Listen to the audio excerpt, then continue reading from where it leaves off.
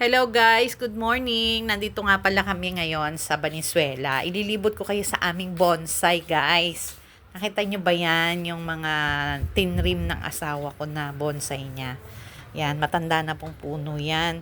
At kinalbo na po niya para po babaguhin niya yung mga wire kasi malalaki na yung mga sanga.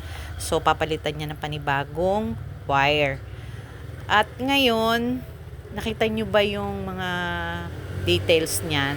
At yung drip wood niya, yung ibig sabihin po, yung patay na puno. Ang ganda po guys. Ayan, nakita nyo yung tinuturo ng mister ko. Yan po yung drip wood. At yung paglalagay ng panibagong wire. Ang ganda na guys, no? Kinalbo na niya. So, eto na ngayon yung itsura niya. After 1 week, ayan.